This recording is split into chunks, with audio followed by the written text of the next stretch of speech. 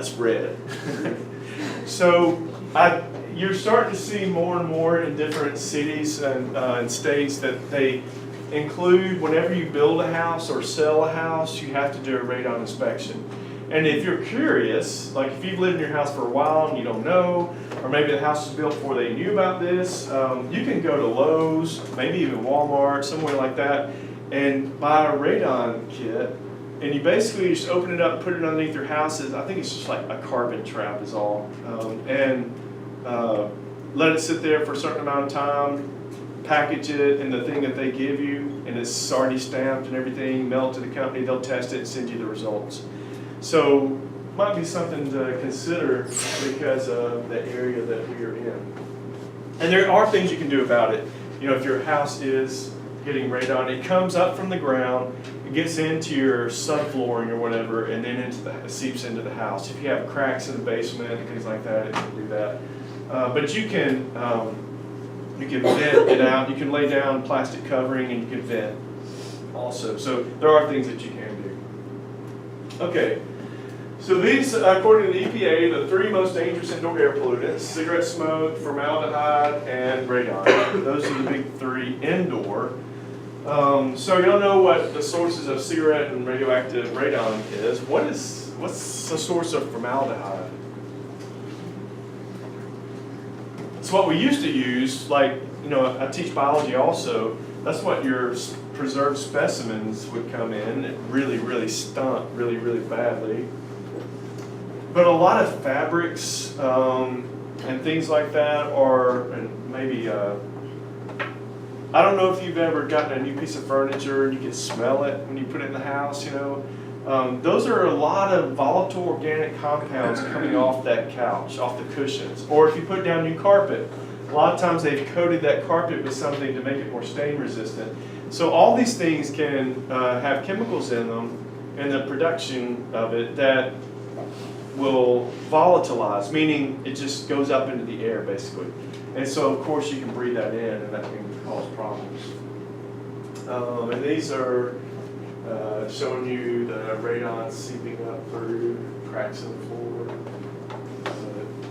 Okay. All right. How much time do we have left? 40? Oh, here's one.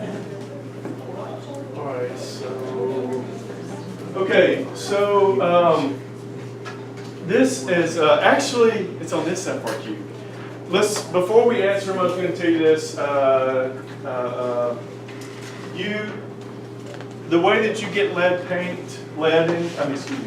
in your body is you can breathe it in. Like if you have lead paint, it can over time begin to chip off and crumble, and that can get fine dust particles of lead can get up into the air and you can breathe it in. Kids will chew on anything, you know, they can ingest it that way.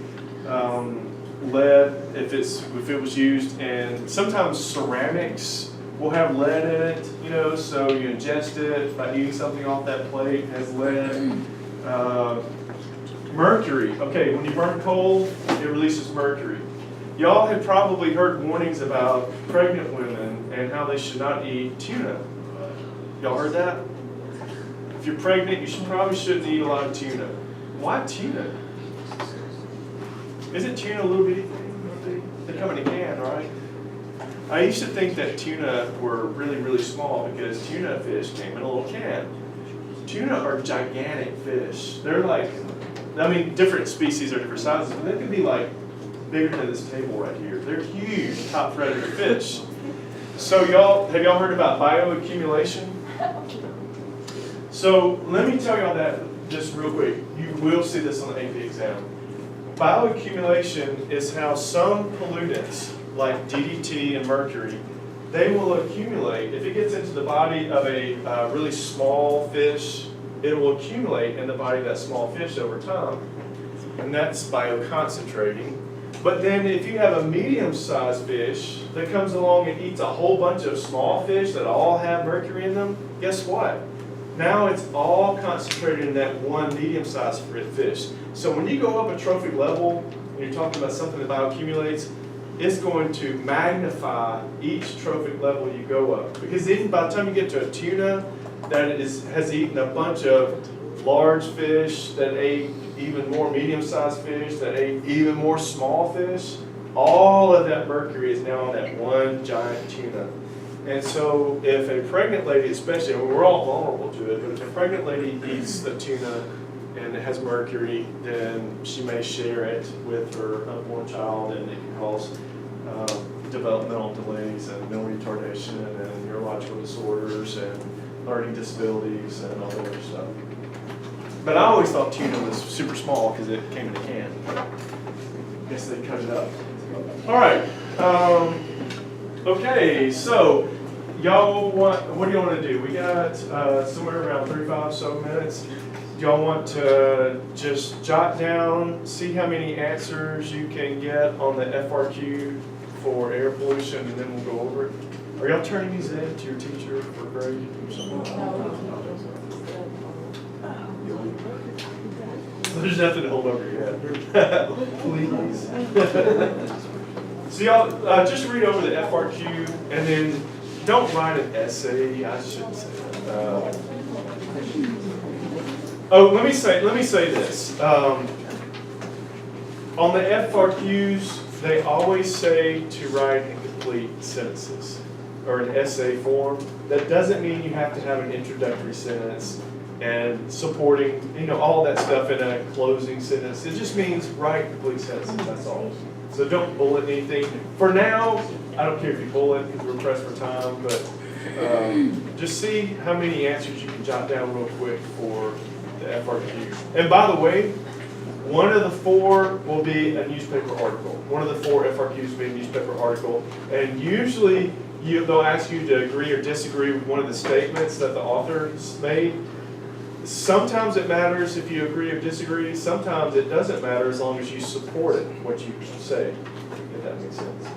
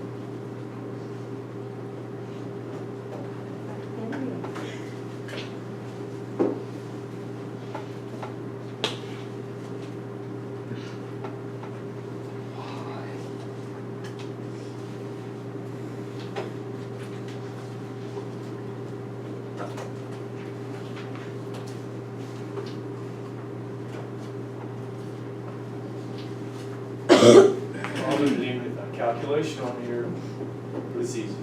It's easy.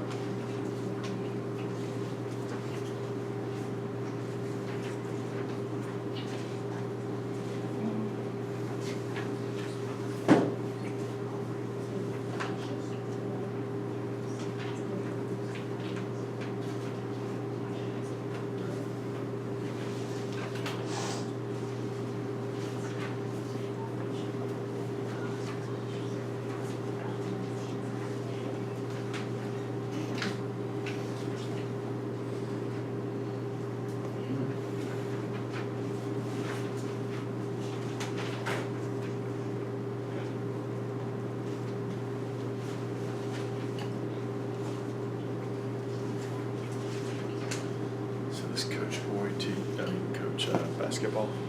Yes.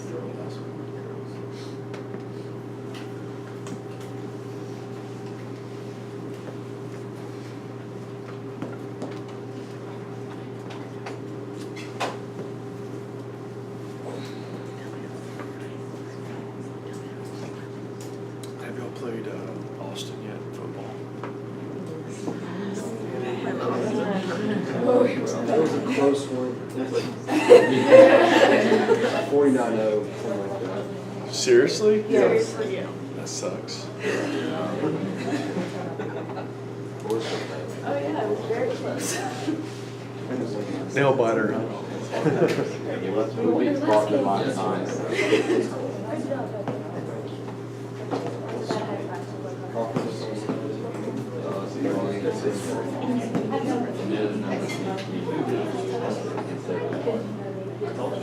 Last night was a good game. Last time was perfect. But it was so, that was the longest one. Oh, yeah. Oh, my God. The second quarter. For the fog was so awesome. At least. For the refs said that it wasn't fog, it said it was a smoky machine. No, That was not the smoke. there was fog. There was smoke too. They were combining. Oh, yeah. We had to walk like 10 minutes back to like where they changed that.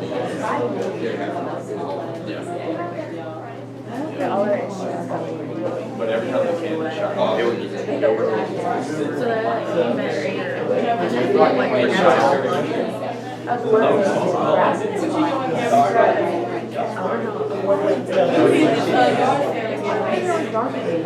and I play Marimba and I did all the It's way. about that big. It's strapped onto this big old trailer. And it's just a We'll see how it is. I wanted to come in here and read off my name.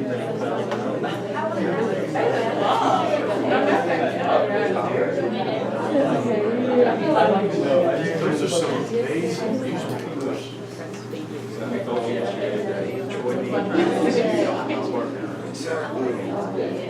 You guys again? Oh, you guys. They are.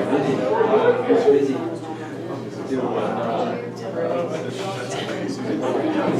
He has a lot of. Let's go that close. So cool.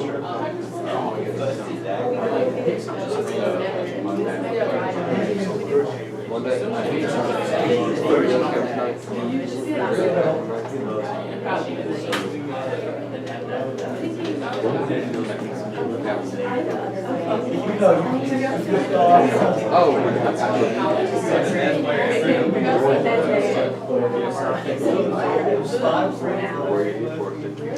All right, I want to go over the Brewers.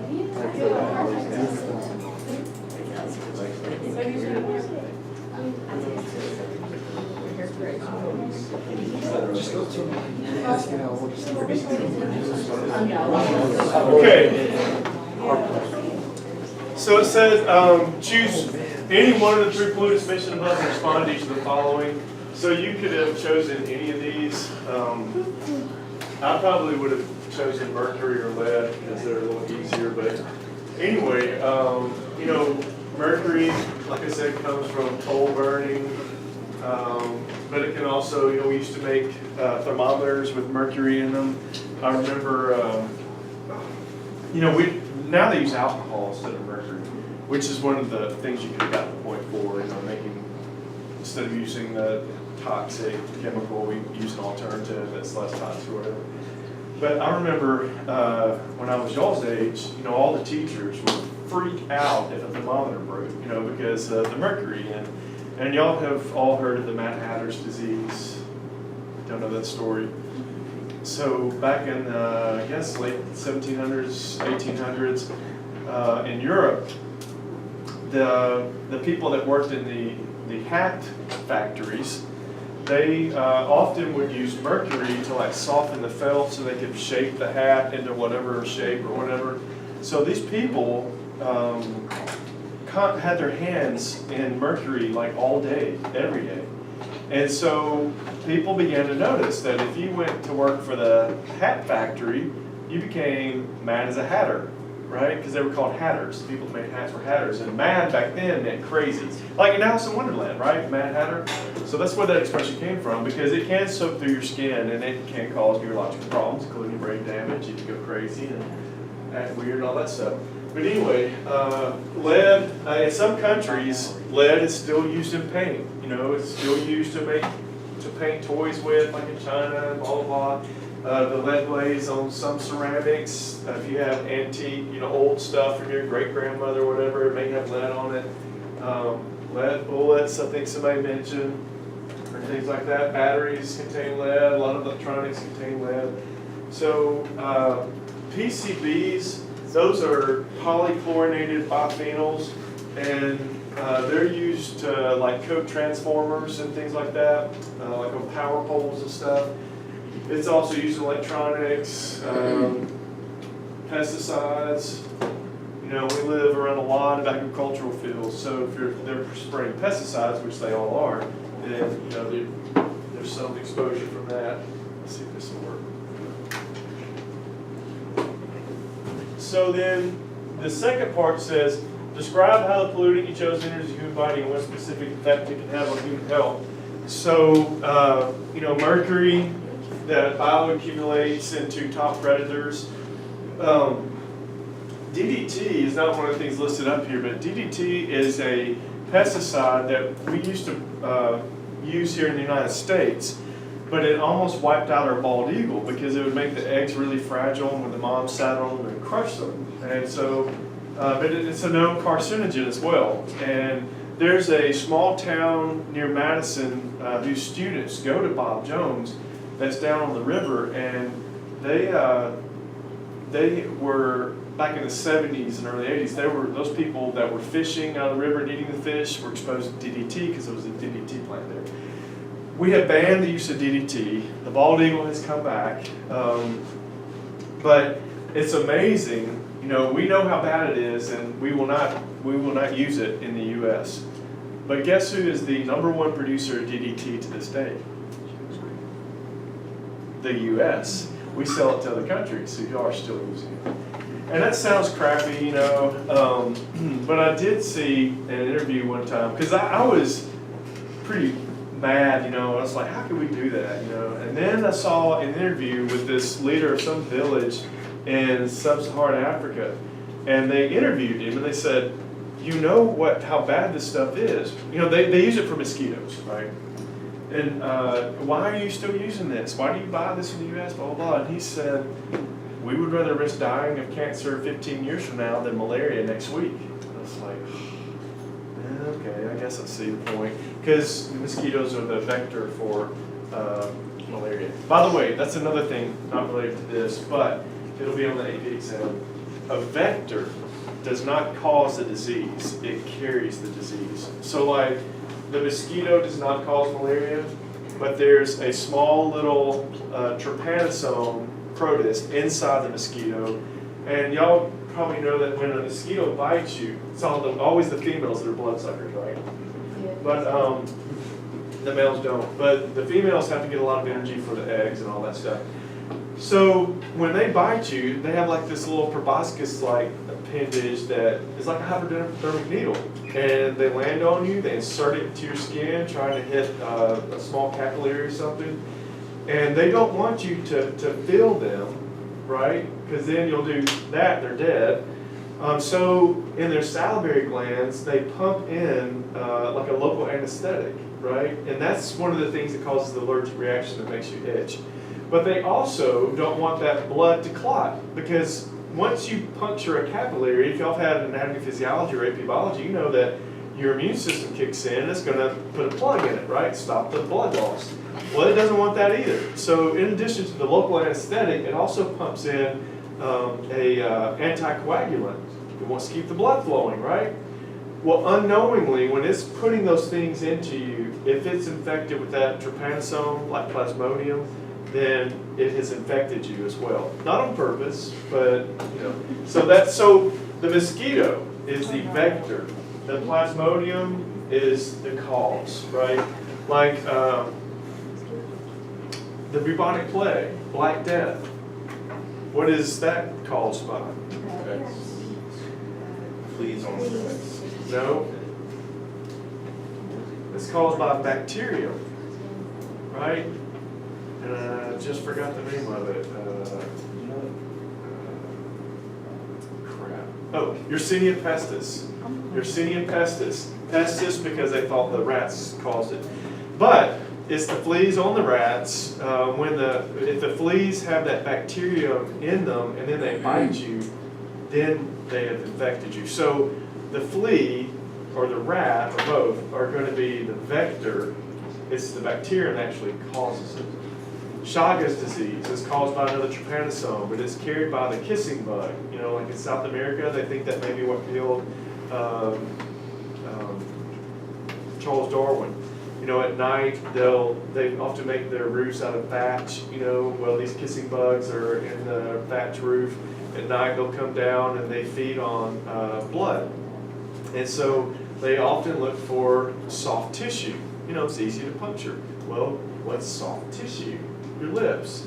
And so kissing bug. But while they're feeding, they're defecating, and then you feel something, you do that, and you just got it in your mouth, and that's how you get Chagas disease. They carry the trypanosome that causes Chagas disease. They don't cause Chagas disease. So a vector is like a mosquito. It's what transmits, it's what carries it, but it's not what causes it. Okay. And then, but you'll notice, what's the human health effect? Birth defect, birth defect, birth defect, nervous system damage, nervous system damage, nervous system damage, brain damage, brain damage, brain damage, learning disability, learning disability, learning disability, mental retardation, mental retardation. So it works for all heavy metals. So if you just remember one of these, no matter what heavy metal they throw at you, you got it. Okay.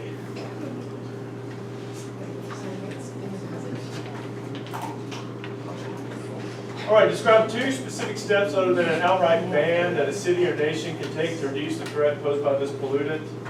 So I want to point this out also.